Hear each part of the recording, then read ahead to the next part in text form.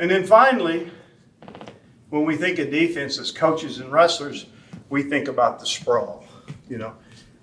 So I've gone, you know, everything before this to what I think is the least important of it all is learning to sprawl. Not that it's not important.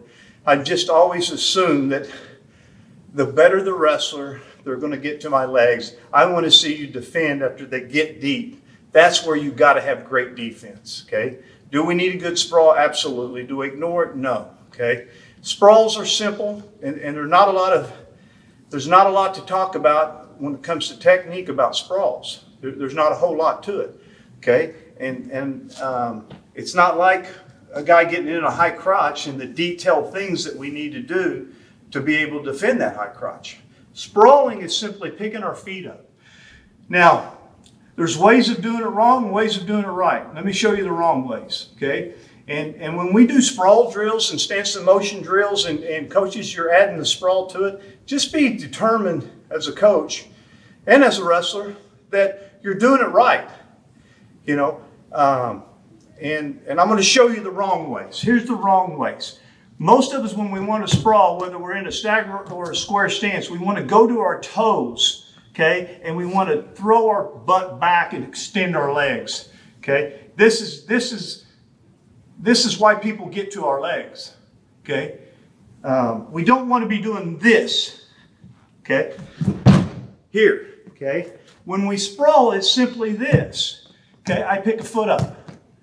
Okay, I pick a foot up and I go to the mat. My level change doesn't come up. When I extend my legs, my body comes up to throw my legs back.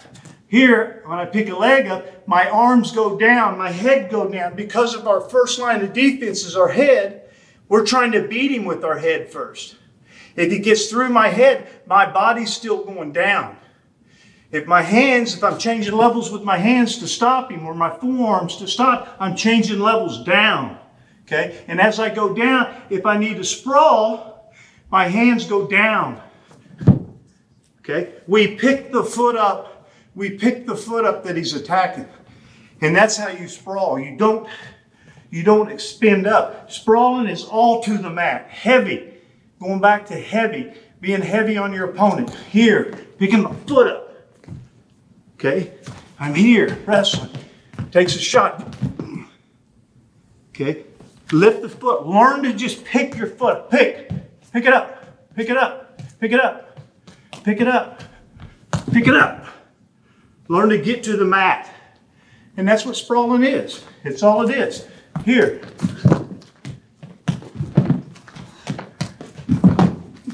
So, keep in mind that we have a tendency when we're doing stance and motion and we do the sprawl drill and coach says stance, motion, shot, right?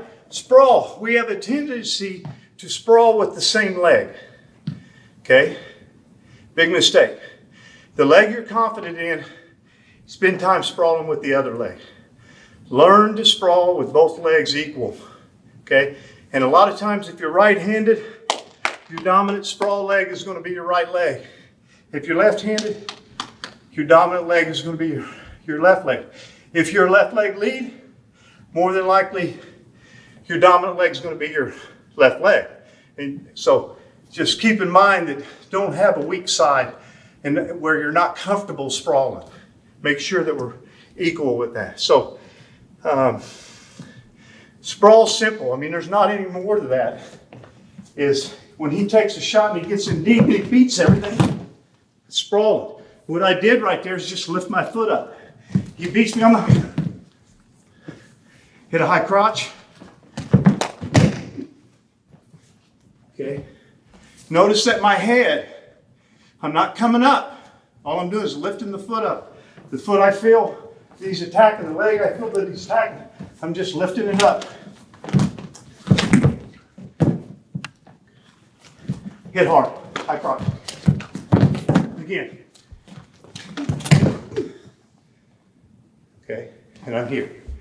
So, in that situation, he got to the leg, went back to my baseline defense, pressure, pressure, pressure, score.